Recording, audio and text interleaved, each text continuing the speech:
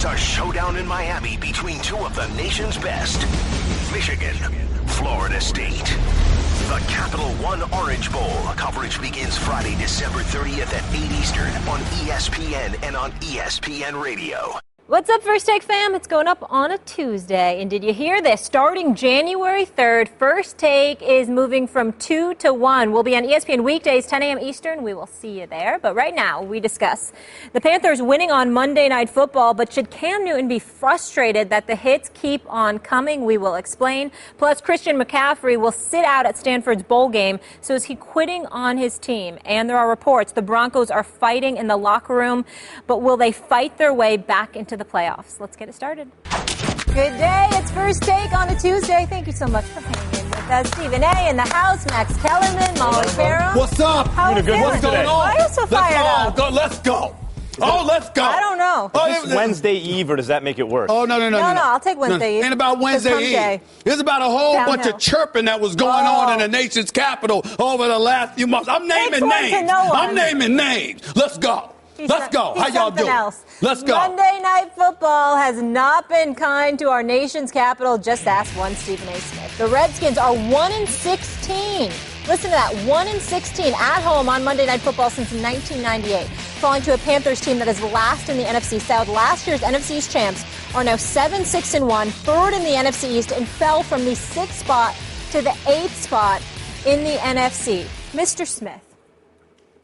Do I have your undivided attention? Oh, yeah? Go ahead. Ask the question. Ask the question right here. What's happened to the Redskins? Oh, they flopped. I'm sorry. Let me. How would you like me to do this, Max Kellerman? Do you want me to say they flopped? You want me to go like this? You want me to go like this? That's what y'all want me to do? Don't get in trouble. I don't know. I just remember they were talking a lot. I didn't know slash mark or whatever. I said choke. I ain't getting no trouble for choking. You choked. I didn't choke. You understand? I'm not wishing ill will upon you. I believed in the Redskins. Am I not? Am I lying? Did I not believe in them? Did I not talk about Deshaun Jackson? Did I not talk about P.A. Garcon? Did I not talk about Jordan Reed? Did I not talk about all of these dudes? Did I not talk about Matt Jones? Did I not warn that dude to not run his mouth before they played against the Cowboys? Because they ain't had a running game since. Did I not warn him about that? Did I not talk about Kirk Cousins and how I applauded this man, believing in himself, betting on himself, approaching his final year of the contract, taking a franchise tag for $19.95 million? Was that not me? Was I not the one that was subjected to scrutiny by my friend Doc Walker, his radio show in D.C.? That's my man. I love Doc Walker. Brian Mitchell, don't know him too well. Really good guy. Very, very knowledgeable about football. You understand? We know what he did as a Redskin. No disrespect to him, no shade to him. But I would dare say that he was cruel to me. He was not kind to me when I was a guest on 980 ESPN radio in Washington, D.C., treating a guest like that. Why? Because I had the temerity. Because I had the temerity, the unmitigated gall to sit up there and say, excuse me, why are you walking around here calling yourself the champions of the NFC East and all of this other stuff when the Dallas Cowboys are in first place? That was me. If y'all don't believe me, if y'all don't recall what the video stated, could you show it, please? Take it away. We run the damn East, not Philly, not Dallas, not all of them. We run the East. You better remember we got that damn title. Y'all forgot who the real champs in the NFC East is. Everybody picking up the champs. You see what I'm saying? This is not about numbers. This is not about the night that Cam Newton had. This is not about the night that the Redskins, statistically speaking, they didn't show up. They were missing tackles. They were dropping passes. This was about the fact that this was a Monday night game. By the way, a Monday night game, I think they've lost 16 of their last 17 appearances on Monday Night Football. I would dare make the argument that Redskins should be banned from Monday Night Football. I don't think they should be allowed. Why do you get to lose that much on national TV? We shouldn't be subjected to such an ineptitude. I would say that the NFL schedule makers should prohibit, forbid, ban the Washington Redskins from Monday Night Football until further notice, because I think a legitimate argument can be made that they no longer belong on national television. Your offense couldn't get anything going. Your defense couldn't make stops when it needed to. You had Josh Norman out there, okay? You know that you acquired him. He's a $50 million man guaranteed, $75 million overall. You were looking for him to make some noise, but he needed help. and you had a whole bunch of dudes on the Redskins who are relative rough riders. We know they can play. I got respect for them, but we questioned, what did I say? Just like the Cowboys can be an accident waiting to happen, what do I say about the Redskins? They are allergic to prosperity. The second you expect anything from this team, they don't show up. Poor John Gruden there, watching his little brother coach this team last night, being subjected to this nonsense on national television. But I'm not surprised, because when you chirp and chirp and chirp, you know, these are the kind of things happening. And by the way, I've gotten on the Dallas Cowboys for not winning a Super Bowl since 1995. Really? Oh. The Redskins haven't won one since 1991. 1991.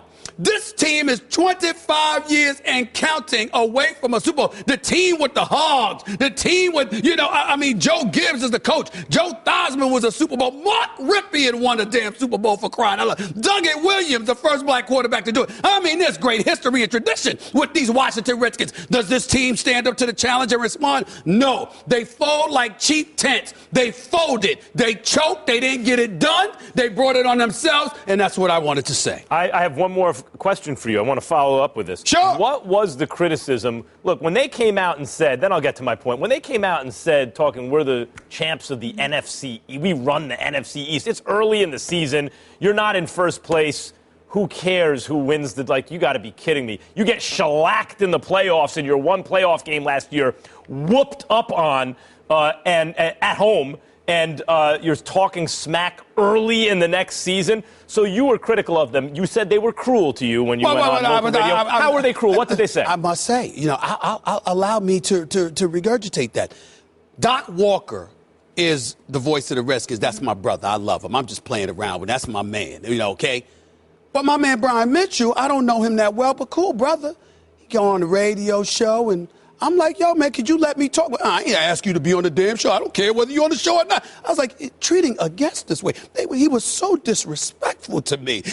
What was their argument, though? Their argument was, why are you going to get on the Redskins like that? Because they're not that good. Because, you would just speculate. You just guessing about what? That I saw him walking into the locker room talking smack, so I had a comment about it? It wasn't like I did some insider report and reported some false information or something like that. All I did was say, what the hell are you worried about the NFC? Today is the day. Look, even if you were guessing, your guess turned out to be right. To answer your question directly, it seemed to be a bit personal to me. It seemed like Brian Mitchell felt like I was talking about him, like he's still playing for the Redskins. No, when he was playing for the Redskins, they were actually winning games.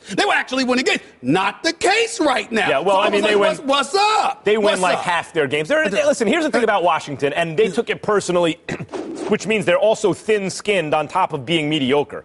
They are, as Richard Sherman once said about Crabtree, which it hasn't turned out to be true, but It is true about Washington, mediocre. Your franchise, actually a terrible owner, actually a subpar franchise. But the team, this iteration of the franchise, this team is mediocre. Mm-hmm. You're an 8-8 type team. And for them to pretend that they're otherwise and to be critical of you or anyone, which also shows they're thin-skinned, is ridiculous. And today is the day for those who predicted that they're mediocre or that you shouldn't be bragging early in the season about running the NFC East when you're not even in first place at that point. That's the day that those people get to gloat, and you have to shut up. Now, here's the problem with Washington. Go ahead. And this is what I took from the game. I thought you just said the problem very eloquently, I might add, but continue. Thank you very much. But continue. The problem is this. The playoffs are on the line. You are at home on Monday Night Football, favored against a team with, though they're not mathematically eliminated in Carolina, nothing to play for. That team looked like it quit on this season long ago. You're favored to win, and they come into your house on Monday Night Football. And this is the most troubling thing if you're a Washington fan. On both sides of the ball in terms of the running game, they were dominated. Now, why is that significant? Jonathan Stewart, yes. Because at this point of the season, what that comes down to is the point of attack on the line of scrimmage. And what that comes down to is who's ready to play. So the bottom line is the Washington franchise rolled over and said, scratch my belly. With the playoffs on the line, at the point of attack on the line of scrimmage, they got punked. Both sides of the ball. Right. That is a mediocre team that is not ready for prime time. Well, you can say they're a mediocre team. they don't have mediocre talent to me. I think Jordan Reed is a stud. He was stupid last night for getting himself kicked out of the game. That just wasn't smart. First of all, what the hell are you doing punching somebody with a helmet on? They got a helmet on and you're using your fist to punch them. That's just dumb, okay? I'm sorry, I'm not calling him dumb. I'm calling his actions dumb, stupid, idiotic, and worthy of being ejected from the game just for stupidity alone. What the hell are you? First of all, you're fragile enough. You're always injured. And then you're going to sit up there with your hand and punch somebody's helmet? That's just stupid. That's number one. Number two, now see, I told you I'm naming names here. This dude, Robert Kelly, remember him? Oh, you're back on him? Hold on, wait a minute. This is the dude that talked about what do you call the Cowboys? The Cowgirl? Cowgirls. Right, before he played the Cowboys. So they happened to lose that game. That game, he rushes for 37 yards. 37 yards. Do you know this man hasn't had more than 63 yards rushing in the game since? And oh, by the way, last night, 9 carries, 8 yards. So you chirped and opened your mouth, and sure enough, you ain't getting it done. And so I look at stuff like that. I'm not going to get on my man Chris Baker because he's got a mouth, but he backs it up. He can play the whole bit. Collectively speaking, they got to get something together. I don't know if Jay Gruden is the answer, but at the same time, I can't put last night on him. They're professionals. They get paid. If there was something schematically wrong and guys were wide open and y'all seem to be a bit discombobulated, that I will point the finger at. But in terms of effort, in terms of making tackles, in terms of making catches, I can't put that on Jay Gruden. I got to look at this team. And please don't get me wrong. Doc Walker, I'm playing around because I got nothing but love for them. But Doc Walker knows this football. Brian Mitchell knows this football. I will lean on them to give me the expertise on the nuances that may have transpired yesterday. You think you'll get a call today? Every year, though? Every year you need the nuances, they never win. Well, I'm just saying, but they call it out. I'm saying they call it like they see it, so I'm good with that. Right. I'm just simply saying, with this Redskins team, you got Josh Norman, you got Breland, you got Kerrigan in the crew, you got Baker in the crew. On offense, Garcon, Deshaun Jackson, Crowder's big time. Come on, now. You got all the weapons. They don't have the guys up front on defense. To me, they are an averagely talented team on offense, over average, team, on defense, under average, maybe barely. Let me tell you something. Forget about the fact that they have an arrogant and unapologetic owner who should change the name of that team years ago and is doubling down. It's stupid and arrogant. I'm glad you brought it up because that's where your heart lies. Well, okay, fine. Number two, I'm also a Giants fan. Let me tell Washington, and I lived in D.C. for 15 months. At least I had an apartment down there when I was hosting originally Around the Horn in 0203. Yes. I know what kind of football town that is. It's an insane football town. There is no town in the United States of America that cares more about their team than Washington cares about their team. I acknowledge that, guys.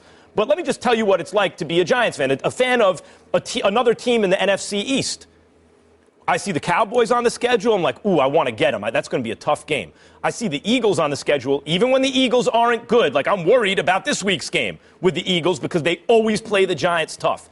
The one team, and it doesn't mean that the Giants always win this game, where the other NFC East teams go, oh, good, we got them on the schedule, is Washington. The rest of the division loves to see you on the schedule because everyone else we view as a tougher situation than Washington. They are the ones, even when they won the division last year, even when they had RG3, and I was like, uh-oh, he's a problem. I was still happier to see them on the schedule coming up than the Cowboys or the Eagles. The difference between those old teams and this one is this one has more mouth. They talk a lot.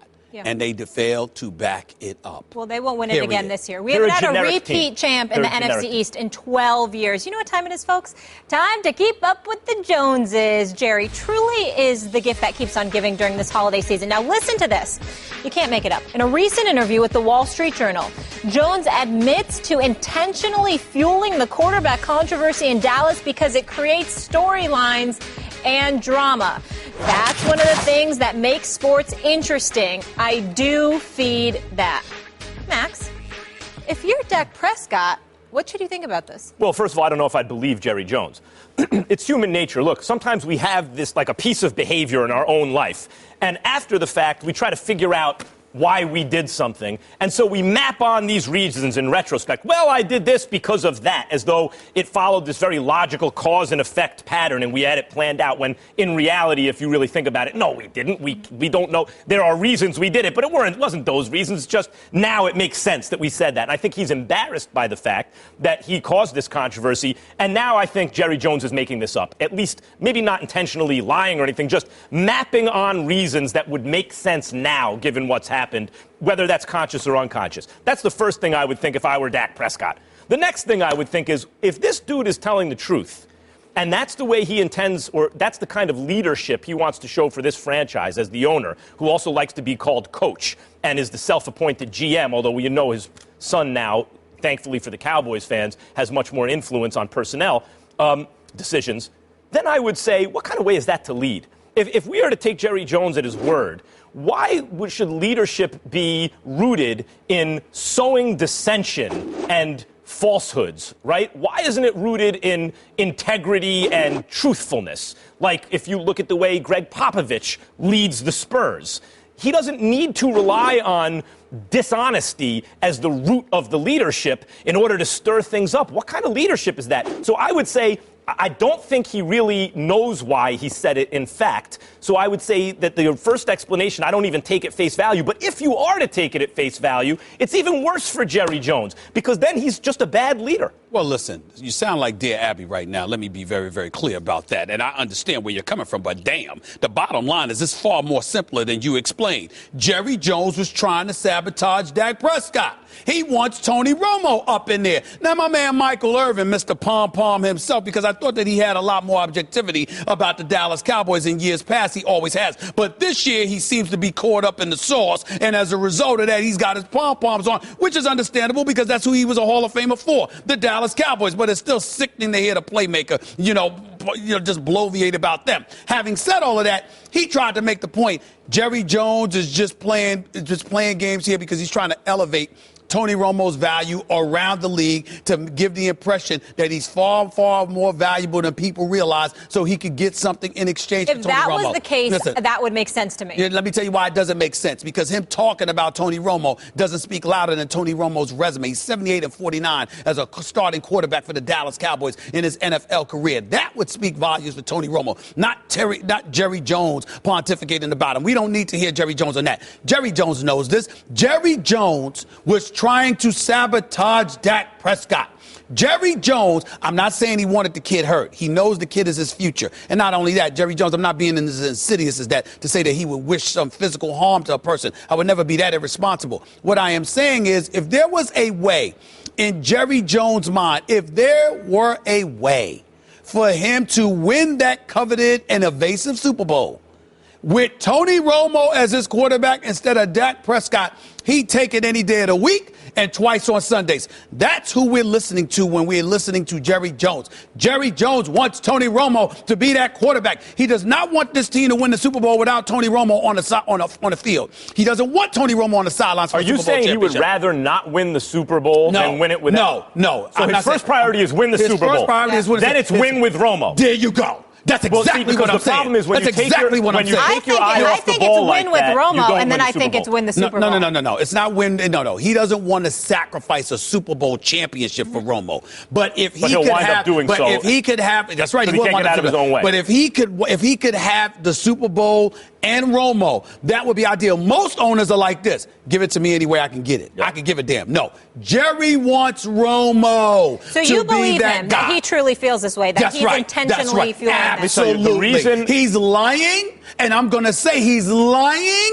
He wants Tony Romo up in there. This is not a game to him. Every day that Dak Prescott goes out there and performs lights out, it is a thorn in Jerry Jones' side to some degree because he loves it, but it's bittersweet because he wants Romo in there. Here's the problem with Jerry Jones. He's not that good. He's not good enough to get away with that, to try to win in a certain way. Let me tell you, the greatest owner in the history of American team sports by far, and I love Steinbrenner, I'm a Yankees fan, but it's clearly the late, great Dr. Jerry Buss. That guy won 10 championships in like 30 years and was in like 5 others.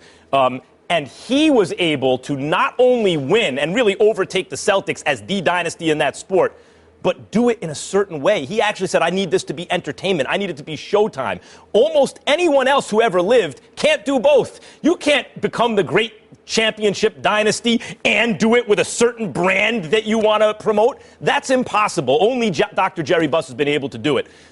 Jerry Jones ain't Jerry Buss. He's not a pale imitation of Jerry Buss. He can't win the Super Bowl since he was able to manipulate the salary cap by ushering in the era of the salary cap, followed by manipulating the rules by inventing, because he is a brilliant businessman, obviously, inventing the prorated bonus structure, getting around the cap. Since he manipulated that, he hasn't won a single Super Bowl under rules that treat all the teams evenly and fairly. Hasn't been able to do it. So he's not even good enough as an owner to win a Super Bowl under the current structure, let alone to try to do it a certain way. I'd love to know how the locker room feels about this. Listen, we don't know. They're not going to admit anything because they're winning. And why upset the apple cart? But if you're Dak Prescott, why say anything or feel anything? Because there's nothing you can do about what he feels, but you can do everything about what he does by going out there and performing, because you've got Cowboys Nation behind you. Plus, you've got that offensive line and Ezekiel Elliott to buffer you, to the point where even Des Bryant is sitting up there going like this, because you understand the train that y'all are rolling on right now. But make no mistake about it, this is not a ploy. Jerry Jones wants Tony Romo in there. Jerry Jones is smart enough not to do harm to his meal ticket for the future. But if Jerry Jones had his way, Tony Romo would be the quarterback. Just the other day, there was some event going on. I don't know whether it was high school or college. He was at the game. And who was sitting next to him? Who was sitting next to him? Tony it was Romo, his adopted son. They hang together. They eat dinner together. They socialize. They're on the phone together. Let me tell you something right now. Tony Romo loves this man, and this man loves Tony Romo like a son. It's nothing negative against Dak Prescott, but this man wants Romo in the worst way. Will he one day love Dak Prescott like a son? Listen. I don't think you'll love. That might be once in a lifetime. This is a romance. He's got love for the playmaker. Listen, what you say? He's got love for the playmaker. He might have some love for prime time, little love for Emmitt Smith and all of those guys. But there's something special about particular relationships. Love for him Well, but there's something special about particular relationships. I'm not saying he's not going to love Dak Prescott, but Dak Prescott will never be Tony Romo. Listen, they can relish, especially if he wins a Super Bowl, he'll never be Tony Romo. There you go. They can relish in the fact they've made a lot of money together. There is an ongoing debate as to whether top players entering the NFL draft should forego their bowl games. There's no confusion for Stanford running back Christian McCaffrey, who will sit out the Sun Bowl to focus on his draft preparation, announcing that Monday on Twitter. Leonard Fournette will also pass on LSU's bowl game against Louisville to focus on the NFL draft. Here's some Twitter reaction from some gentlemen I'd say are very qualified to speak on this subject. Ezekiel Elliott, you might have heard of him. He wrote, all these young guys deciding to skip their bowl games. I would do anything to play one more time with my brothers in that scarlet and gray. Derek Carr responding to a Kirk Herbstreit tweet on this subject. I played my bowl game with a jacked up shoulder, wanted to play one more time with my boys. Not even a thought not to play. Will Kane in the house, how we doing? Good, thank you, Molly. Good to see you. Stephen A. Will. What's up, man? How you doing? Max, I want to start with you in this. Do you have any problem with the players sitting out? Not at all. I mean, say it out loud. McCaffrey or whoever else. You should, in this case, you should risk your professional future, your financial future, and in the case of many of these players, a financial future that could secure the financial security of their family for generations to come. You should do it because you got to play in the Sun Bowl. Come on. Look, the NFL and the NCAA in football work as a de facto syndicate together and essentially coerce football players in this country. If you want to play on the highest level professionally in the United States of America, in the world, in football, you have to go through their college system. There is no minor league, and you will not be paid, and you will be asked to sacrifice or risk your professional and financial future, in service of this. It never made sense to me why a player whose team had got no shot at the national championship anymore, their feet are held to the fire because they've made a commitment to their teammates and to the school, when that commitment was made in a world where they really didn't have much of a choice in the first place. And even if they did, I would strongly advise against playing in meaningless games, even meaningful games, if they feel that affects or risks their future. I got no problem with McCaffrey or anyone else sitting out. Yeah, I think Max is wrong. And I started out where you are, to be honest. This was my initial gut reaction, but through the wonderful persuasion of my wife And to no small extent, Danny Cannell, who I think has done a good job on this network voicing this opinion, I have realized the error of your position. The error in your logic is more easy to see. Here's the problem with your analysis, Max. You have chosen the expedient path. There is principle and there is expediency. And often, expediency looks wise. Often it's rational. And that's why I started out where you are. Of course, the analysis is exactly where you are. Of course, the financial decision is easy to see for McCaffrey or Fournette or many of these guys. Doing the right thing for himself is a clear path. But I would ask you this. Is there any value to college football for the player beyond winning a national championship, beyond preparing for the pros? Is there any value beyond those two goals? Is that a rhetorical question? No, I'm serious. The answer is yes, if they would have chosen college anyway. But in fact, they really don't have a choice. So if I am a college player and I decide I have no choice, I'm essentially coerced into this free minor league system for the NFL, under those restrictions, under those pretenses, then I would say, no, they have no obligation because it was a coerced decision in the first place. So this is the flaw in your logic. I agree, by the way, that college is a coerced path to the NFL. I agree that is unjust, but you're focused on only one relationship in this equation, and that's the relationship the player has with the institution or with the coach who often leaves his program before it's time. But there's another relationship in the question, and this is the one about principle. This is the fact I recognize the easy, maybe even the wise path is to go to the NFL, but the principled path is to honor the commitment to your teammates. You have committed, whether or not you're right that this commitment was somewhat limited, you are committed to these teammates to see this through. And there's value in college football in being a part of a team, of being in something with other men. And when you opt out of it, you have chosen the expedient path at the cost of the principled path. Now, that can have many, many sacrifices internally, Max. That can have sacrifices externally when we talk about broad swaths. Maybe for Christian McCaffrey, he made the right choice for now for him. But make no mistake, he's made the unprincipled decision. Your argument is much cleaner if there wasn't coercion in the first place. If that was truly a free decision to play in college football, you have a clean argument. It's not, so you don't. I'm going to address what you said because here's where I think you're wrong. I think you're wrong where you talk about principled decisions and what have you, because let's keep in mind that these are collegiate athletes. There's no union. There's no representation for them. I mean, this is big business, which is college football, and these dudes get exploited. And the universities are willing to look at you and say, well, you got a scholarship. Be happy, shut the hell up, and go out there and play. So we understand that. There's an absence of representation. It's 3 years that you have to commit to the university before you're allowed to go pro. You're using physicality as an excuse when clearly guys like Leonard Fournette was ready physically to be in the NFL at least a year ago, if not earlier than that. So let's take that into consideration. The other point, and the biggest point for me, when I think about this particular situation, what I don't like, and I was listening to Herm Edwards and Ryan Clark on Mike and Mike this morning talking about this, and I was actually upset that they didn't bring this up. Christian McCaffrey is an individual. He's white. He's at Stanford. As far as I'm concerned, I don't think he's been appreciated enough. Rushed for over 2,000 yards last year, rushed for over 1,500 yards this year, averaged more than 6 yards a carry. If he were black, he would have gotten more notoriety as a running back in college football for doing it. It was almost like reverse discrimination. It really is true that has happened to him. Having said that, here's where the problem lies. Jadeveon Clowney, and please show highlights of this guy when he was playing at South Carolina. He took plays off. And he was eviscerated. People vilified him all over the place because he was trying to protect himself and guard himself from getting hurt. And the notion was, if you're going to be out there, go all out. When you start off the season, you're committing to finishing the season with your teams at 100%. You go all out. So whether you quit during plays, quit during games, or elect not to show up to games, it all gets lumped into the same category. And the fact that Jadeveon Clowney was vilified, but Christian McCaffrey, there's actually a debate as to him having not done anything wrong, Max, is where I disagree with you.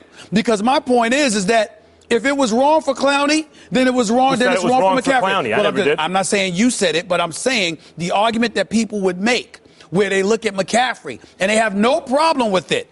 but they had a problem with Clowney. That ain't right. So to be clear, you're saying now, in response to Stephen A's argument, you wouldn't have a problem with Clowney taking plays off in order to protect his NFL career? You wouldn't have a problem with Clowney loafing it on the field? No, I think he shouldn't have been on the field if he didn't. Okay, but if he's on the field, what? Right. If he's on the field, I would say that in that situation, if you are favoring an injury because you don't want to aggravate That's it. not what I'm saying. Well, but that's essentially what it comes down to. That's essentially what it comes down to. It's like he had gotten healthy. I have to favor myself. I have to protect myself. We talk about this with athletes coming back from injury or battling fatigue, etc. If he feels that he's going to jeopardize the rest of his career, his professional career, Max, and financial security to play in a college football game, I think that's absurd. Your position is worse than I thought, because what you're saying is that even if he's healthy, but he wants to make sure that he can avoid a particular injury, he should go out there and give it half-ass? Hold on. We talk about athletes rehabilitating from injury, for example. No, I'm talking about on the field. Excuse me. For example, Derrick Rose. You can even see players who do check out as healthy, but are constantly doing the mental check with their body. Wait a minute. Am I okay to cut like that? And simply don't do it the same way. And largely that's psychological. What's the difference? Max, the problem with your argument, I think the Clowney example has showed the absurdity of it, is that once you commit to something, you have to see it through. You have to give it your all, Max. That's right. You can't. The purpose of college football is not simply to make it to the pros. Yes, the purpose it is not. Yes, for these guys it is. It is not. Yeah, but that's a decision that the player gets to make for themselves. And the point is they've made that decision. That brings me to where I started. McCaffrey joined this team. He now has a commitment to his teammates to see it through. Right. He has chosen, in your analysis, Max, he has chosen the self-interested path. It is right for his pocketbook. It is wrong for the commitment that he made. I don't know why you're not with me on this. If you're with me on Clowney, he's got to see it through. Because go back to the genesis of the commitment. If you really don't have a choice, you either commit or don't play football. That is not actually a commitment. That's a coerced commitment. And so if you at that point, yes, you are sacrificing the commitment you've made to the other players, which is unfair to them, for your own self-interest, and you have an argument that it is an immoral or unethical thing to do to those players. Look, but the fact that you entered into a coerced relationship in the first place undermines that. I don't disagree that the system is flawed, that the system is very unethical. Rigged. But it doesn't mean that individual actors within the system are therefore allowed to be immoral as well. You can be moral in an immoral system. Mm-hmm. You can do it. And McCaffrey can live. Hold on. And McCaffrey can live up to. Yes, and it can be foolish, Max. Right. But you still do what's right. Sometimes doing what's right is bad for you, but you still do it. You know why, Max? Expedient and foolish are two different things. And in fact, I think it's wrong to do to the player in the first place. Therefore, the entire idea of the integrity of the system is undermined before they make the quote-unquote commitment. But my point to you, Max, is this. Okay, then if you're McCaffrey, to use him as this example, then sit out before the season. Yes. But once you commit to the season, you commit to the season. Hold on. You spoke. You're sitting up there and acting as if it is perfectly okay, and I'm not saying McCaffrey did this, let's be clear, but you're literally using Jadeveon Clowney as an example. You're literally saying it's okay to commit to playing the season, going into the game, and giving a half-ass effort because you're monitoring your health for the future instead of going all out. What I'm saying is, then why play? Why not sit down? You guys are accusing, especially when you had the cachet going into the season when you would have went to the NFL. You guys are accusing me of making a moral relativistic argument. Yes. That is correct. I am. Yes. I'm making a morally relativistic argument because pragmatically, in the real world, I think this does apply. And while you're right about honoring commitments, even in a coerced situation, it is unethical toward the other players. I think that, pragmatically speaking, not the expediency, but the wisdom of protecting yourself overrides it in this case, particularly because they are not playing for a national championship game. And if you want to be doctrinaire about morality, then you can argue. If you want to be hard about it, then you can argue that you can't make a morally relativistic argument. It doesn't matter what you're playing for. They are playing in the Sun Bowl. And does that change it? Look, yes, it does. You're right. It's pragmatic. You're right. It could be wise. But the point of principles is to do what's right when it's hard. The point of principles is to do what's right when it's against your own interest. Otherwise, just don't have principles. You can do it. I agree with Will on that one. It is important to do what's right when it is inconvenient, I agree, but not when it is foolish. And I think it would be foolish in this case. Well, then why is if it's so foolish, then why play at all? He has no choice. No. He came off, hold on. He came off a 2,000-yard season. Right. Christian McCaffrey could have sat out, and still his value would have been there. Clowney could have sat out, and still his value would have, one could argue, still his value would have been there. You didn't have to. You didn't have to. Yes, if you're going to be up in there, the be up system in is there. rigged to try to make these guys play. And I think it's okay to say, we heard your point, as the season unfolds and you have a view of what's going to happen, if you are in the Sun Bowl, it's not the same thing as playing for a national title. Guys, we got to get a break in, but great debate. College football lives here. After winning the Big Ten title, Penn State believe they earned a trip to the playoff. This is one of the better stories of college football. Now they take their 9-game winning streak to Pasadena to face USC, winners of 8 straight. Slash back at the 5, touchdown, Trojans. The Rose Bowl game presented by Northwestern Mutual. Coverage begins January 2nd at 5 Eastern on ESPN and on ESPN Radio. Check it out on the go. One day after Broncos left tackle Russell Okung and cornerback Aqib Talib got into a shouting match following the 16-3 loss to the Patriots, Gary Kubiak said there's no division between the offense and the defense. The Super Bowl champions are sitting in 9th place in the AFC standings and need a lot of help in order to get into the playoffs. Stephen A., is the Broncos' future in jeopardy? I believe it is. And the reason why I believe it is because of 2 reasons. Number one, they don't have a definitive quarterback of the future. And number 2, I don't believe in Kubiak. I'm an individual that I will sit back and respect the fact that he deserves credit for not messing up a good thing. But I'm big on the process. What leads towards you getting that opportunity? And to me, he got the opportunity because of nepotism. He got the opportunity because of his relationship with John Elway. He did not get the opportunity because he was the best coach out there and was deserving of the opportunity in Denver based on the job that he did in Houston. He did not deserve it. So you end up with the job anyway, and oh, lo and behold, I have Peyton Manning, and I have Demaryius Thomas, and I have Emmanuel Sanders, and I have Malik Jackson, I have Danny Trevathan, and I just got a crew, Aqib Talib, Chris Harris Jr., I got T.J. Ward. I got the whole crew available to me. So I just got to go up in there and not mess it up. How did he not mess it up? By not getting in Peyton Manning's way when Peyton Manning didn't want to listen to him. So Peyton Manning decided, I'm going to do what I'm going to do. Even though my physical abilities have diminished drastically, I still have this. I know how to control both line of scrimmage. I know how to manage a game to make sure that I don't allow the offense to beat ourselves, and that way the defense could take us to the promised land, okay? So we're not listening to Kubiak. We're going to do things this way. And I think that now that he's gone, and you've had to listen more to Kubiak. It's not that he can't coach. I'm not saying he's some scrub coach that never deserves an opportunity to be a head coach. I'm saying that team, as constructed, what quality of a team was handed to him, he did nothing to deserve that other than being friends with John Elway and a former teammate. That's what happened, and now it's coming home to roost. John Elway deserves the benefit of the doubt. What non-playoff team would you rather be a fan of than the Denver Broncos right now?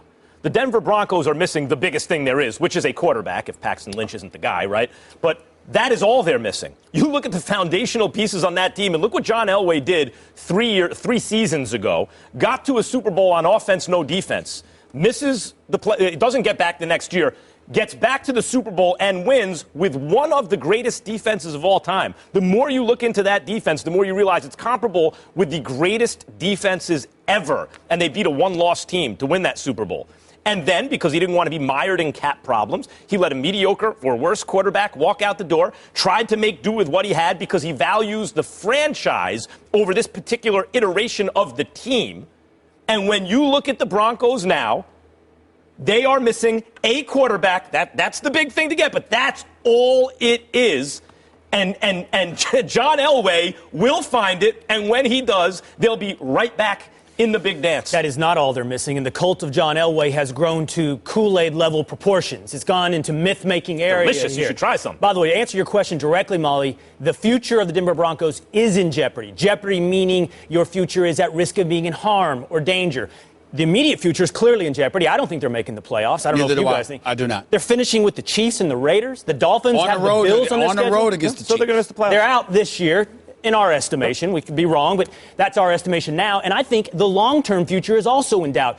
Max, it's not just the quarterback that is missing. By the way, clearly, the quarterback is missing. And let's not pretend like John Elway made this enlightened decision to pass on Brock Osweiler. He offered the guy $16 million a year. He drafted the guy ahead of Russell Wilson and Kirk Cousins. He tried to keep Brock Osweiler, and only when Houston came with the big money tree and shook it on Brock Osweiler's head, and Osweiler didn't give Elway a chance to match, did Elway look genius. At that point, he looks genius. This is when the myth starts building. Yes, they're missing a quarterback in the future, but you know what else they're missing? The other ingredient of long-term success. A running back? The offensive line. Well, of course. This is the 27th ranked offensive line by Pro Football Focus. Yeah. This is some of the worst offensive tackles in the NFL. Trevor Siemian is tied for third, or Broncos quarterback's tied for third and getting sacked the most. Good luck. By the way, take one of the best quarterbacks in my estimation, Tony Romo. Put him on the Broncos. He's going to be on his back. Can't stay healthy anyway. Well, that's a bad combination. The point is, who are you going to put in there with no offensive line? Don't you see how Elway built the defense? Like, we'll see. The irony of John Elway is he hasn't been able to find a quarterback. That's the irony. One of the greatest quarterbacks ever. Got Peyton Manning as a free agent, essentially, and that's the only quarterback he's had. That's really been the bane of their existence in recent years until they had Peyton Manning. But the offensive line, he rebuilt that defense from nothing to speak of to all-time great in 2 seasons. You think he can't put together an offensive line? So now he's a faith healer. Now he's going to pull it out of nowhere. Well, he did it with the defense. No, faith healer, no. It's not in the face of a lack of evidence. It is faith based in actual rational thought. He just did it on the other side of the ball. I want to be clear. Why do you guys think they're in jeopardy? Just because of the lack of quarterback? Well, no. It's about the quarterback. It's about the offensive line, and it's about Kubiak. I'm not a believer in Kubiak. Okay. It's not that I don't think he's god-awful, like he deserves to be fired. They still won 8 games thus far. I'm simply saying that he was the beneficiary of what John Elway did. I don't view Kubiak as somebody that stepped in and did anything special. He's moved out of the way. He tried to get Peyton Manning to see his way at the beginning because he wants to run the football. He's reluctant to throw it. Obviously, Peyton Manning went against that. He did what he needed to do, and they ultimately ended up winning a Super Bowl in large part because of his game managing ability along with that defense. But in the end, Kubiak being up in there, to me, I think it's a factor because I don't think that he's that guy. Do you mind, just because I don't like agreeing with him for this long? It's almost been 2 segments, and I got it. Sure. The problem with putting it on Kubiak, as you have said, he's the beneficiary of what Elway gave him in the past. Sure. But that same logic applies to where he is today. He's the victim of what Elway has not given him today. Okay. The offensive line and the quarterback. Elway chose, as I said, Brock Osweiler over Cousins and Wilson. He chose Lynch over Prescott. He has made bad decisions. And you don't, to Max's disappointment here, you do not build offensive lines overnight. The Cowboys took first-round draft picks for 3 years to create that offensive line. The Raiders took time to build their offensive line. You don't build this thing overnight, and if you're going to take away credit from Kubiak from a year ago, you got to take away from Elway now for the same reason. If you have 1 or 2 guys on the offensive line who can play, you sign a solid guard somewhere and you draft a guy. It doesn't usually happen, but it can happen in a year or 2. Every team would be good. I want to mention something quickly about the locker room because that's what we're really talking about He here. did generate his disagreement towards me. Go ahead. Let me deal with this. Let me Please deal with respond. this man. I will wait till you're done and I'll this tell man. everyone what it's really going on. Because Kubiak, you're telling me that the blame belongs to Elway instead of Kubiak. What was Kubiak in Houston? His last year, we lost like 11 straight. That's why he got fired from the Houston Texans. What I'm saying to you is that I'm looking at his resume. Yes, he went to the playoffs a couple of years. Yes, he had Matt Schaub as his quarterback. But there was things there in Houston that he underachieved that couldn't do. I'm looking at that. I'm looking at a body of work to say that he doesn't get to escape from some of the things that have transpired. When you got the team arguing inside the locker room with one another, butting heads, that has its part and parcel comes with coaching as well. Look, go ahead, Max. Okay, I'm glad you brought that up. Thank you. Sure. Didn't mean to interrupt your. Yeah. I'm just saying. No. Now you come. Your lovers quarrel. When they come at me, no, you two had the lovers quarrel. Max. But go ahead. And I don't swerve. The peg but for that's this all right. news really is the divided locker room, right? I mean, that's what we're really talking about. Look, there's a civil war going on in Denver. The offense and the defense telling the offense, just shut up, you guys ain't doing anything, right? That's actually a healthy sign for this team. When You are the defending Super Bowl champions. And the Patriots, your major threat in the AFC to start the season, comes into your house and humiliates you. That team should be angry. They should be having it out with each other. I view that as a good, healthy culture in Denver, not as a reason for Denver fans to get upset. Yeah, I think they're going to be fine as well. We've got another edition of Final Take coming up at the end of the show. I'm extra excited today. No disrespect, of course, to my friend to my right, because it's Max's take. Oh, yes, I'm excited too. Right. I'm excited too. Look, what there, man, there's a lot of work. You going to go all in on somebody? We talked about MVP a lot this season, Yes. and especially on yesterday's show. And I've heard cases made for Tom Brady and Ezekiel Elliott. Mm-hmm. And I'm going to make the actual case for the real MVP at the end of this show. Well, that's what you're going to do. What I'm going to do is sit back here and watch. I'm going to see your posture. I'm going to watch you look into that camera with the light shining brightly on you. It's just you and the world talking to you. I'm going to see if you're sweating. I'm going to see if you're nervous. You want to see how it's done? No, I'm not. I don't need to see how it's done. I know how it's done. Molly, can you help him take notes? I'm the founder, the creator, the whole bit. You see what I'm saying? But he's the founder, people. You are so extra. I'm waiting to see it. I'm waiting. I'm the founder. I'm the founder. You know they call me a doctor, right? You call me a doctor. I got my honorary doctorate. Dr. Smith went to Salem State. Honorary doctorate. Actually, it's absolutely true. But I'm waiting to see Max. Some in the badly spotlight. misinformed people. I'm waiting to see Max in the spotlight. He's got this. I hope you don't get nervous. Let's get the towel ready in case he starts sweating. You know, I'm just saying. Just in case he's a little nervous. I'm just trying to say. I'm just trying to say. All right. I just want to see. You know who looked a little I just nervous want to last see. night? The Redskins. Can you get into that? By the way, I want to wait till Molly does one of these days. I want to see how Molly's nervous. Molly's going to be nervous as hell. Are you trying to tell us you were nervous when you were doing this? Not at all. I'm different. You know, I'm Stephen A. Oh, you're different. All right, let's get into it. So arrogant, right? You are. The Panthers, who are last in their division, defeated the Redskins 26-15 on Monday Night Football. Carolina has now beaten Washington 5 straight times. The defending NFC East champs are now third in the division at 7-6-1. They've fallen from a 6th seed to an 8th seed in the NFC. Their playoff chances fell from 53% to 25%, according to 538.com. Here's Jay Gruden. Yeah, we're disappointed. There's no question. But first off, we were outcoached today. There's no question about that. And then I think they played better than us today. So we got to give credit to the Carolina Panthers. And it's my responsibility to get these guys ready to play. We weren't as ready as I would like to have been. We didn't execute like I would like to have seen. And that falls on my shoulders. But we still have 2 games left to look forward to. And hopefully get a victory against Chicago Saturday. Stephen A., you've been calling for Rex Ryan's head. So Molly, allow me for a second. Okay, yeah. Because this was my thought when I was watching the game. I've been hearing nonstop about Rex Ryan's job out of you. Yeah. 2 seasons, and he's, kind of middle of the pack kind of coach. 15 and 15 in the NFL. That's, average, solid. You don't call it that.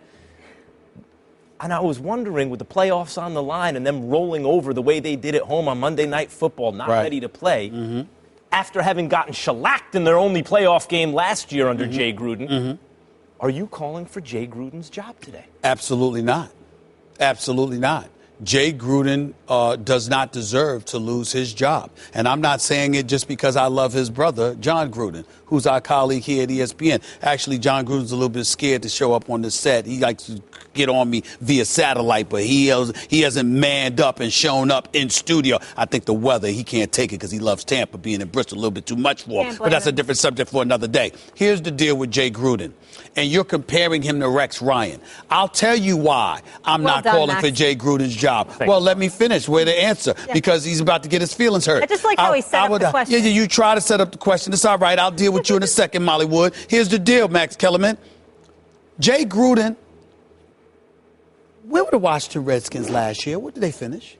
I don't know their record. 9-7. They won the NFC. They won the NFC. When you win the NFC, hold it. When you win the NFC East, right? When you win a division, does that mean that you get to the playoffs? Yes. No. So this is last year, right? Yes. And Jay Gruden was in the playoffs last year, right? What happened when he got there? Hold on. He was there, right? Kinda. When's the last time Rex Ryan was in the playoffs? I'm just saying. In any capacity. division, wild card, whatever the case may be. He hasn't been there since 2010. I keep telling you, my hairline was about here at that time. The man can't go to the playoffs. He's not Jeff Fisher. That much you can say about Rex Ryan. Outside of that, he hasn't gotten it done. I mean, listen, I have nothing against Rex Ryan. I'm actually very fond of Rex Ryan. I genuinely like him as a person. I genuinely like to listen to him at press conferences. I like his bravado. I like his belief and his faith in his players. I get all of that. But my God, as I explained with my final take yesterday, if everyone gets to keep their job despite the ineptitude that they put on display on an annual basis, where are the opportunities for those on the come up? This is the National Football League. Every single year, we brag about parity. We brag about teams coming out of nowhere that may not have done something last year, but have done something this year. It might take years to build a Super Bowl contender. It does not take years to transform a team into a playoff team. Rex Ryan has been a head coach for 6 years now without making a playoffs. 6 consecutive years. Look at the division. Hold on. Wait a minute. I'm sorry. The Steelers have gotten into the playoffs as a wild card. Whether it's Kansas City or somebody else, they've gotten in as a wild card. Jay Gruden. Are there two wild cards? His record, just so you know, for purposes, 20-25 and 1 Are there over not 3 two years. wild cards every year? Yeah. Yes or no? All right then.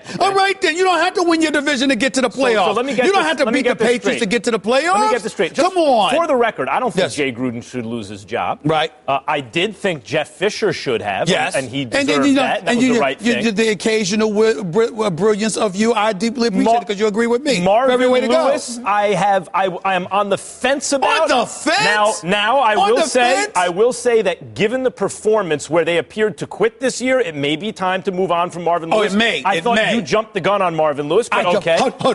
Yes.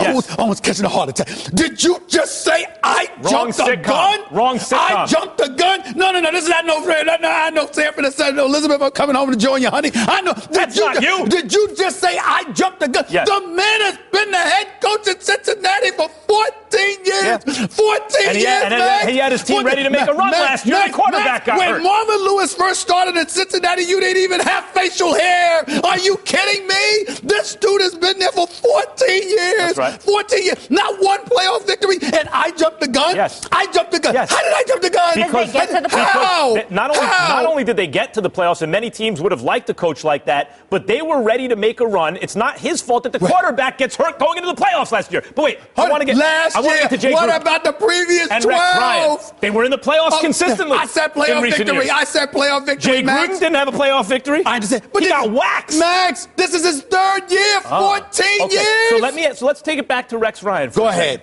How much equity and how much rope does an AFC championship appearance buy you? Does it give you at least a season or two after that to say this guy is not a bum coach? He's at 6. He had 2 AFC championship appearances. He's had 6 years. And I think considering 2 AFC championship appearances and the fact that he's in the same division as Bill Belichick, it's not like Jay Gruden where he had a bad Giants defense, a Cowboys team who lost their quarterback pre-Dak Prescott, and an Eagles team that wasn't ready. So you get to the playoffs with 9 wins, but if you're in Bill Belichick's division and you miss the playoffs, yes, a half a dozen years, all times in the AFC East, and you've been to 2 AFC championship games, you should lose your job. My point is not that Jay Gruden should lose his job. He shouldn't. My point is neither should Rex Ryan. Rex Ryan not only has not made the playoffs since 2010.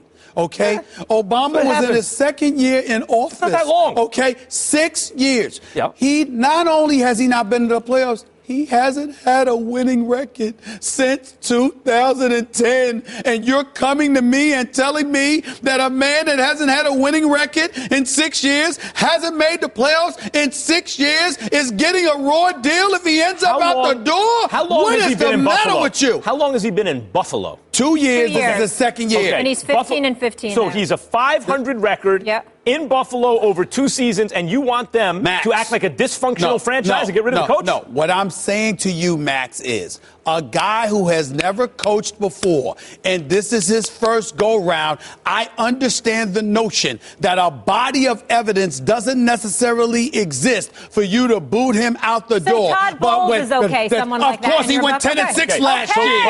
He went 10-6 last year.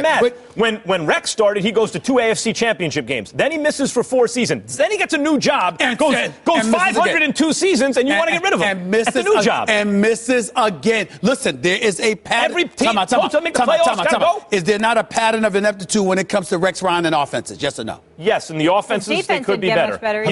When you make a defensive coordinator, the head coach, you're expecting a good defensive team. Excuse me. His defense had 54 sacks before he arrived, 21. It was a 33-point drop. By the way, Buffalo's not an easy assignment. Buffalo's not an easy assignment. It's not an easy assignment, but their defense was expected to be better than what it was, than what it is with Rex Ryan. So because the defense is expected to be better and they're a 500 team over 2 seasons, you get rid of the coach. I wish we had more time. Molly, here's the bottom line. I'm going to end it with this. Your definition. I swear to goodness, I swear I want a boss like you someday. You got one. You're welcome. I keep trying to tell you. I keep trying to tell you. We all know who the boss is here. The point is this. Here's Molly. Here's the bottom line. Max Kellerman, you have a license to be mediocre. He's perfectly okay with it. He's perfectly okay with it. I love you, man. I love you. Everybody should love Max Kellerman. I mean, go ahead out there and be mediocre. Be anti-American. Don't be great. Be mediocre, and you're going to be all right by with Max. definition. He'll keep you employed. Understand Unbelievable. This. Every time you have a team 1 game above 500 in the league, somebody's got to be a game below 500, or it doesn't add up. There will be most teams in the middle that are by definition mediocre. Guys, I want to get into this play. Go ahead, Molly. You're the owner of the Bills. Why I got to be the one on pace? You're the owner of the Bills. The story of the game last night, clearly not the story of today, was the no call on Cam Newton. So he took a hit to the head after giving himself up on a slide in the second quarter, but no penalty was called on Redskins linebacker Trent Murphy. Instead, Newton was the one who drew a flag for taunting when he flipped the ball at Murphy after rising from the turf. Here's Cam after the game. That just can't happen on my part. I just have to let the referees, do their job. And I thought it was a questionable hit, but yeah, I can't. I can't throw the ball at a person. I know that's against the rules too. So. Did the referee do his job? Sir. Did the referee do his job? Next question. In a position like that, everyone. Obviously I couldn't run to the sideline. I was sliding, and. I'm not going to beat the dead horse, man. So I can't retaliate in that way. I'm better than that. I know I am, and I can't jeopardize that type of play for my team. Serious hat right there. The game referee, Walt Coleman, said after the game that he saw Cam slide late and the defender went over the top. He did not see any forcible contact with the head. Max, how do you feel about this? First of all, that's a terrible hat. Can we just say what it is? It's so bad. It's ugly in any universe, including Alice in Wonderland. That is terrible. It's important to mention that he felt the need to wear the outfit, possibly the hat with it, because he said that he was paying tribute to Craig Sager. Yes, but Craig Sager didn't wear those hats. I know that. That's what he told Lisa Salters. That's what he told Lisa Salters. And along these lines, I'm just saying, look, it's important. I bring this up when Cam is the subject nowadays. Cam. Right. Because like A-Rod, Cam seems so disingenuous at times. He seems so uncomfortable in his own skin, he makes you uncomfortable in yours watching him. He seems as though everything he says is calculated to create an effect in the listener instead of just telling you what he feels. And maybe the NFL is designed in part to dissuade you from saying what you really feel, but there are players who come off as much more genuine than Cam. Okay. That said, and even if he complains about it and the refs don't like him, justice is supposed to be blind. That was helmet to helmet, cut and dried. Should have been a flag. And then the fact that he gets angry about it, rightfully, and complains, and then he gets called for it, that's messed up. I mean, whether or not he wears ridiculous hats, which he does, whether or not he's disingenuous, which he seems to be to me, whether or not he complains and the refs don't like him, fine, I'm willing to accept that. That's got nothing to do with the way they're supposed to call the game on the field. And it looks to me, maybe it was an honest mistake, but it looks to me like the refs have it out for him. I don't disagree that there seems to be unfavorable treatment coming his way from time to time. there are missed calls. Now, I've spoken to people in the NFL office. They talked about how they analyze these officials every week. But just because the NFL puts forth its due diligence in dissecting, monitoring, and evaluating officials doesn't mean that officials as individuals don't try to implement their own personal biases to influence how a particular athlete is treated when it comes to penalties and beyond. Having said all of that, it's a couple of things that I'd like to say about Cam Newton here. Number one, Cam Newton bothers me at times. But he bothers me because I believe he's genuinely a good guy. And I think in an effort to try to be so good, and thinking about his brand, which extends beyond the football field, he goes about the business of trying to dance around issues so he addresses them without offending anybody. And there is something to be said about just being real and authentic because it builds and elevates a level of trust. And that is the point that I want, if Cam is watching right now, that is the point that I really, really want him to get from all of this. I want him to understand, because I've spoken to Cam on several occasions in the past, as you know. You understand, I got a lot of love for the brother. My issue with him is that I think it's incredibly important that you don't be fearful of how you're going to be viewed when you believe in your heart of hearts that you're speaking truth. Because if you're too overly concerned about it, then there's going to come a point in time where you really, really, really need to be heard. I didn't say listened to. I said heard. A lot of people don't understand the difference. Listening to is somebody just giving you their ear and allowing you to give them lip service. Being heard is when they literally inhale and comprehend where you are coming from contextually and otherwise. If Cam Newton isn't careful, Cam Newton is going to be the NFL's version of Dwight Howard. Yeah. Remember Dwight Howard? Yes. So Dwight Howard got Dwight Howard got to a point in his career, Max can speak to this. Dwight Howard is one of the best people you will find. At times people felt he needed to grow up, but he's a good person.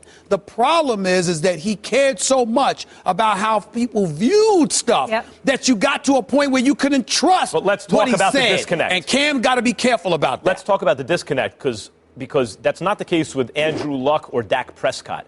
And the difference is, to me, that you have to drink the Kool-Aid. You have to buy into the way of doing things, to the culture of the game, at the quarterback position especially, as the face of a franchise. And I don't think Cam Newton believes the NFL or the football orthodoxy, the received wisdom about how you have to be a quarterback. I don't think he believes it. The celebration, stop me then, all that kind of stuff. Andrew Luck and Dak Prescott, for example, and Russell Wilson and others buy in. They believe it. So when they're asked questions, they can answer truthfully because the truth is coming from a place where they accept the way it's supposed to be according to everyone else. Well, there's no disconnect. Cam doesn't. So he has to constantly watch what he says because he doesn't buy in. But you're thinking about belief. I'll make it simpler for you. They understand the rules of the game, and what they came in as, they're consistent. So I know what I'm going to get every time I listen to Andrew Luck, every time I listen to Dak Prescott. I see the same person all the time. With Cam, as was the case at times in the past with Dwight Howard of the Atlanta Hawks, formerly the Lakers and the Houston Rockets and Orlando Magic, those guys, sometimes they sound one way, other times they sound another way. And that diminishes and dissipates the level of trust you have in their words when you feel like they're not being as real and authentic as they could be. I think the bottom line is control what you can control, and you can't worry about what other people think. Cam needs to stop. Cam's a good guy and a star. Tim Duncan never had to worry about what he said because he knew what he thought. What he thought aligned with what we wanted him to think. And when that's not the case and you try to please people, that's when you have that problem. The California judge who sentenced Stanford student-athlete Brock Turner to 6 months in jail for the sexual assault of an unconscious woman on campus was cleared of misconduct on Monday. According to the California Commission of Judicial Performance, there is no evidence that Judge Aaron Persky displayed bias in his treatment of Brock Turner. Turner was released from jail in September after serving only 3 months and returned to his native Ohio, where he remains on probation for 3 years and is a registered sex offender for life. I just want to remind everyone, his father, Dan Turner, wrote a letter arguing that his son should receive probation, not jail time, where he said his life will never be the one that he dreamed about and worked so hard to achieve. That is a steep price to pay for 20 minutes of action out of his 20-plus years of life. Will Kane is back with us now. Stephen A., what's your reaction to this? I think this decision is a travesty. I think this judge should have been harshly penalized. I know that he removed himself from criminal cases and went to civil courts. I think that doesn't cut. I think that doesn't cut the mustard. I think that when you consider the fact that this guy in March was convicted, this kid was convicted of 3 felony counts: assault with intent to commit rape of an unconscious person, sexual penetration of an unconscious person, and sexual penetration of an intoxicated person. You had 2 passerbys that held him down until the authorities came. He was found guilty. The prosecutor had asked for 6 years imprisonment. This dude gets 6 months, 3 months probation. Are you kidding me? And I also think that it highlights a discrepancy in our society, because I'm going to put it out there. I don't know too many black folks that would get off for something like this. Don't get me started. This is unbelievable to me. I mean, you are raping not rape, sexual assault, because it's the state of California and there's a higher standard for rape, even though legislation has been passed to sort of address that issue. The point is, you have been found guilty of 3 felony counts of sexual assault, and you essentially spent 3 months in jail. And then you got the father who talks to the judge, and his last sentence is, that is a steep price to pay for 20 minutes of action out of his 20-plus years. Well, I know people who've been killed inside of 2 minutes. I know people who've been assaulted inside of a minute. I know people who have struggled in less than 20 minutes. And as a result, somebody's life was taken away from them because they were incarcerated for years and years and years. This kid gets months, and the judge somehow, they find nothing wrong with this. I think this is egregious. I think everybody should stand up and speak out about it. I think Capitol Hill needs to revisit it. Something needs to happen. Civil case, something. This judge needs to be dealt with. And I don't give a damn what anybody says. I'm going to say it again. If this was a black dude, I don't think this would we'd be talking about this, because this behind would have been in jail. He certainly wouldn't be out in 3 months. I just want to add one thing to this. And frequently when men discuss this issue of sexual assault on television, you'll hear them say, hey, I have a mother, I have a sister, I have a daughter, and it's like, why should you need that to know what's right and wrong? So I want to preface what I'm going to say by saying that. But I have 3 daughters, and if this happened to one of my daughters, and the father of the guy who did it said what he said, he wouldn't have made it out the courtroom.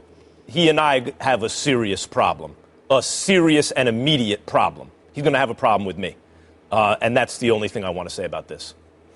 Yeah, I want to also preface it, Max, with this. I think these issues, as they always do when we have sensitive conversations, get reduced into, oh, you must be on the pro-sexual assault camp or you're on the anti-sexual assault camp. Please, as though those positions exist. The problem is this, first of all, was the sentence too light? Stephen A., you forwarded an argument suggesting that the sentence was too light. I don't know. And my position is I would not pass judgment on that. And I'm going to tell you why. Yeah, I need to hear this. But the second position you take, which is the more egregious position you take, is that the judge somehow needs to be dealt with and has done something incredibly wrong. This judge, first of all, was a prosecutor in this county, specializing in violent sexual predators. His decision in this case followed the probation officer's recommendation of what the sentence should be. Third, it was given to a California commission to review to see if there was any kind of bias, including gender bias, racial bias, Stanford bias, any of these kinds of bias in his decision. This commission absolved him. Why would they do that? Because this judge did something. Whether or not I agree with it, we'll come back to that in a moment, whether or not I agree with it, he did something in accordance with the law. If you have a problem with the law, address the law. That's why we have legislatures. That's why we vote on things. But this judge did not do something egregious here. His history and his path to this decision suggest that. He gave you the reasons, by the way, in his decision about why he arrived at this sentence. You can disagree with them, but he gave them. And this is the important point.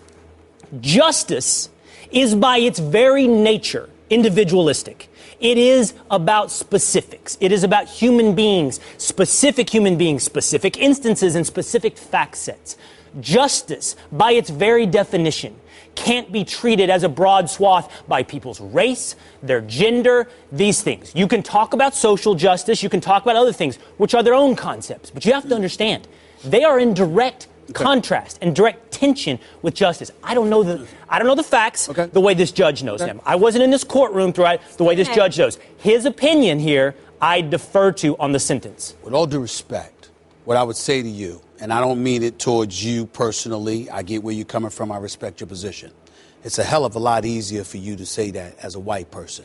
As a black person, when you talk about justice being individualistic and individual decisions impacting folks, let me tell you as a black man, on behalf of black America, put that damn camera on me. On behalf of black America, there's a whole bunch of decisions made by individuals that have dramatically, damaged, if not flat out eviscerated communities in our nation. And we all know I'm telling the truth in that regard. That's number one. Number two, when you talk about this committee, demographically, do you know what the makeup of that committee was? I do not. Do you? Exactly. I do not. So my point is this, but I can guess. And I'm that would be irresponsible. No. Oh, no, it's not irresponsible. For you to guess? Let me tell you why it's not irresponsible. Because I have a problem with the decision. So you don't back engineer that. Let me finish. I'm asking. I'm not accusing. I'm saying to you, I suspect. I'm not accusing, like I'm not pretending to definitively know. That would be irresponsible. For me to deduce that a guy can be convicted on 3 felony sexual assault counts that calls for anywhere from 6 to 10 years in prison, and he gets He 3 could have months. got 14 maximum. The prosecution thought 6 was appropriate. He could have gotten 14. The prosecution thought 6 was appropriate, and instead of 6 years, he got 6 months with a lighter sentence that got reduced to 3 months. And then you have a father on the record quoted as saying that is a steep price to pay, sexually assaulting somebody and being sentenced to prison.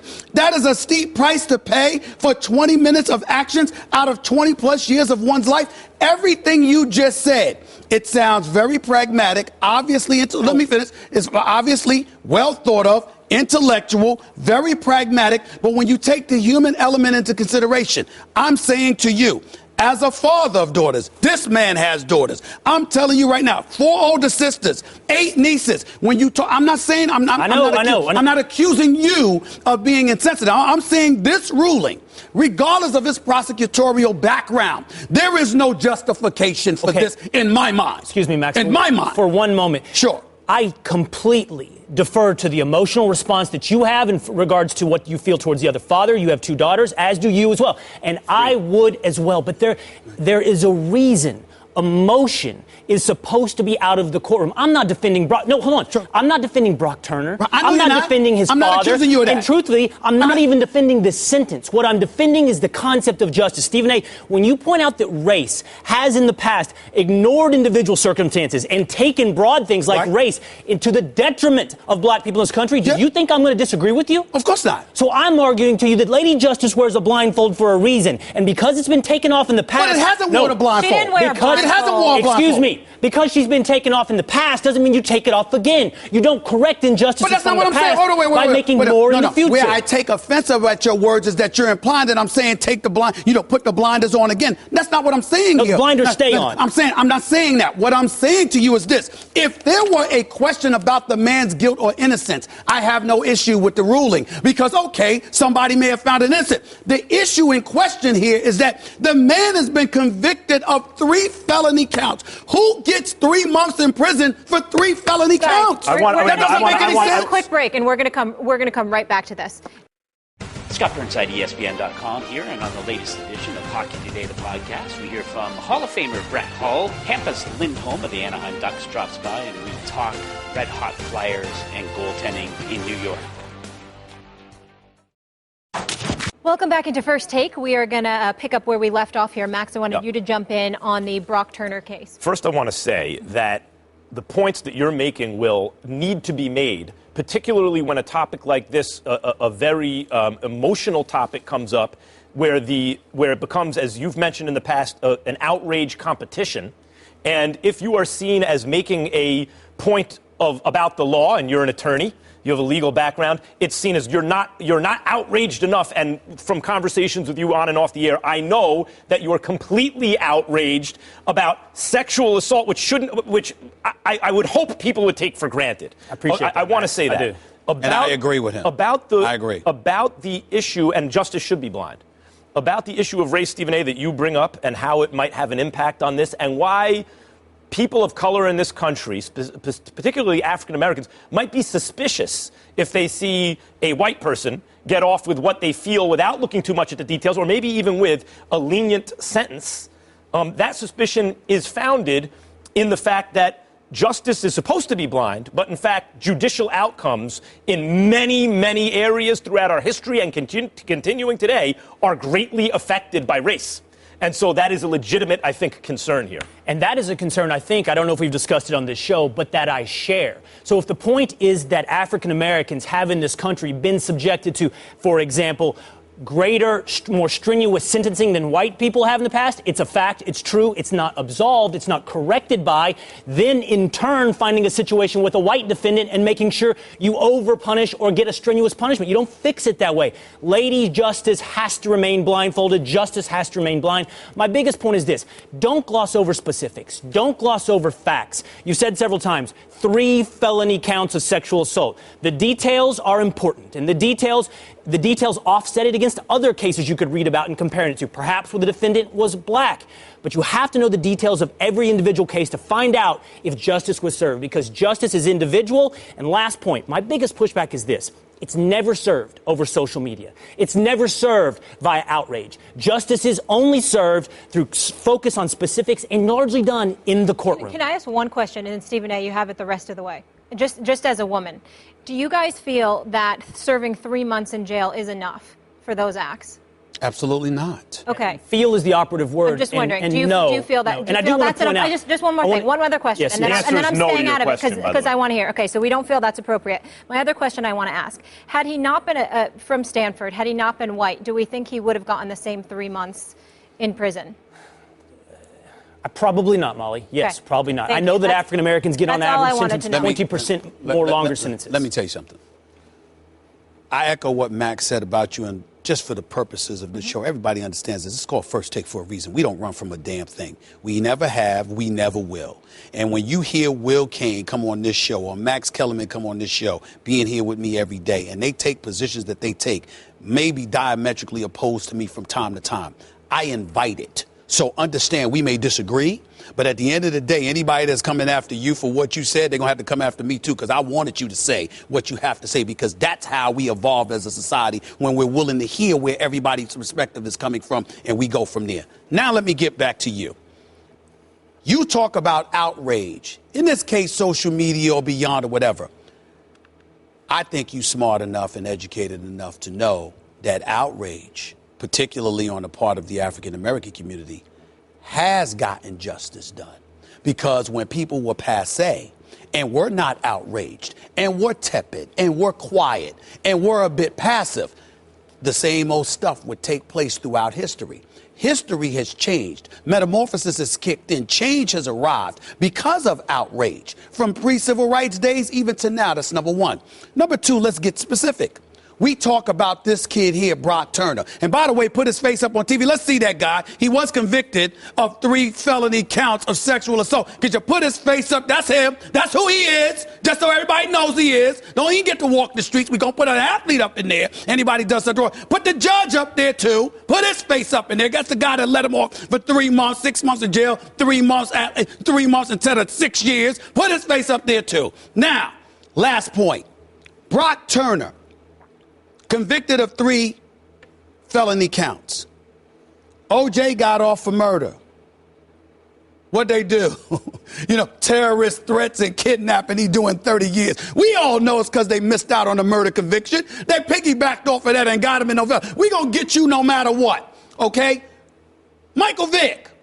Well, dogfighting scandal. Peter and everybody else, Humane Society, everybody up in arms. Where are they now? You have a white 20-year-old kid from Stanford who was convicted of 3 felony counts of sexual assault, stopped by 2 patrons, held for the police, found guilty. This dude gets just 3 months in jail. Where are all the women? I want to react to that. They're there. They're trying to recall this judge.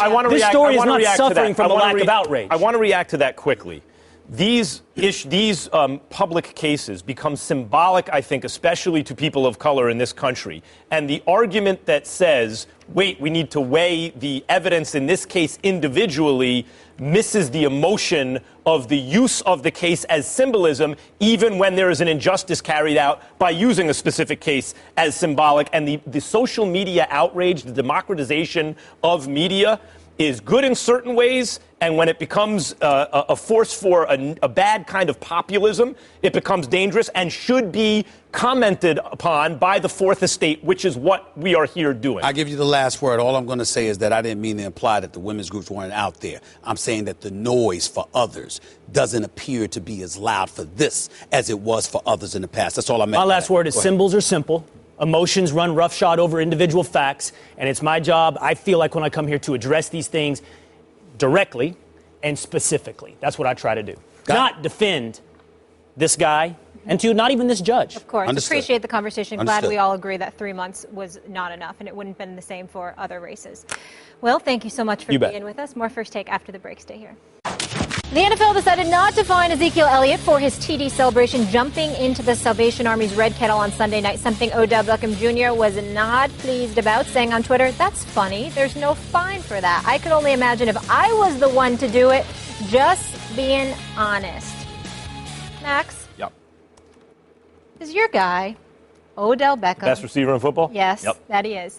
Is he playing the victim card here? Yes, and he's being a little tone deaf here. And Odell, I'm going to address Odell directly. I understand your point about the uneven application of the rules in the NFL, and you feel like you're being victimized, and I've noticed it by the refs and the league at times, or the refs at least at times with you. It's good that Antonio Brown and Le'Veon Bell supported your point. However, in this case, a brand-conscious NFL is being pro-charity.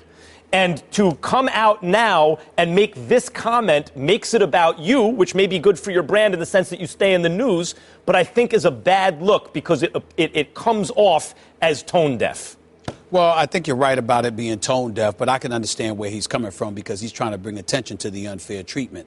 I don't think this was the time to do it. There's no question about it. You're absolutely right. The flip side to it, however, is that, it's funny. Because you believe you're on a collision course with the Cowboys.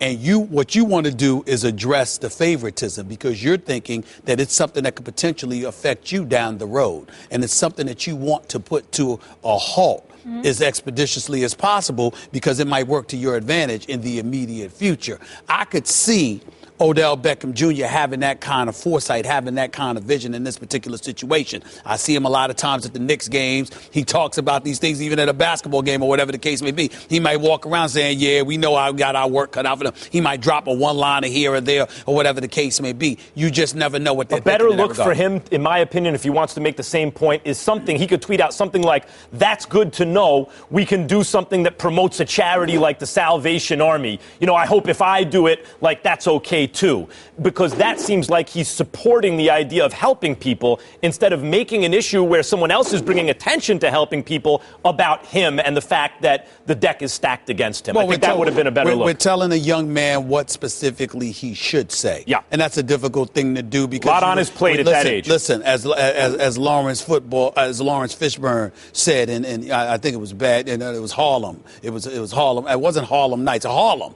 right? He said, or Hoodlum rather. He said, when you don't know, you don't know. Mm-hmm. It's a lot for anyone to deal with, especially a 24-year-old kid or young man who's everywhere he goes, there's a camera and a microphone in his face. So it's very difficult to come up with the optimal response all the time, but that was a suboptimal response. More importantly, just focus on the touchdowns, right? It's time for today's final take. Max Kellerman, the floor is yours. With one play, one single snap of the football this past Sunday, Aaron Rodgers reminded us why he's the LeBron James of the NFL, the best and most valuable player in the game every time he steps on the field. So here it is. The Packers and the Bears tied as time wound down at Soldier Field on Sunday. Green Bay had the ball, 3rd down and 11 at their own 26, going into an Arctic wind. Hurry up, Aaron Rodgers. The clock is your enemy, Aaron Rodgers. Need at least 45 yards, Aaron Rodgers, to give your kicker a chance. Why are you walking up to the line? How can you be mismanaging the clock like this?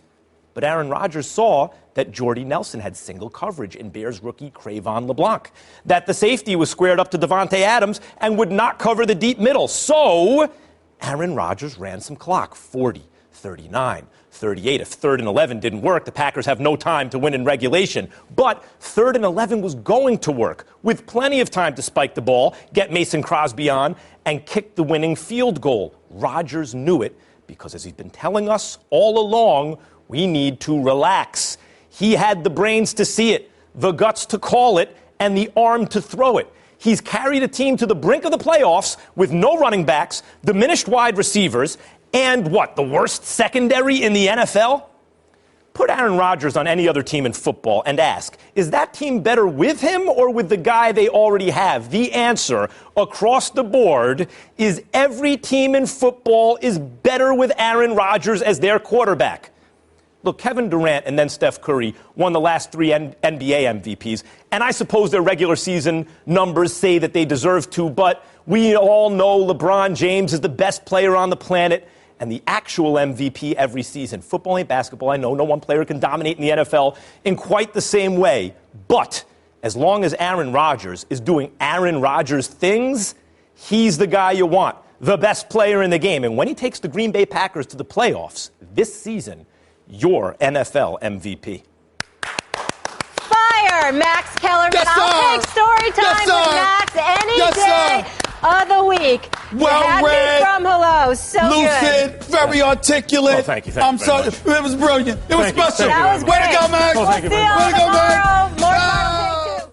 Thanks so much for listening to the podcast. Catch First Take weekdays, 10 a.m. Eastern, 7 a.m. Pacific on ESPN2. Have a wonderful day. We'll see you all tomorrow.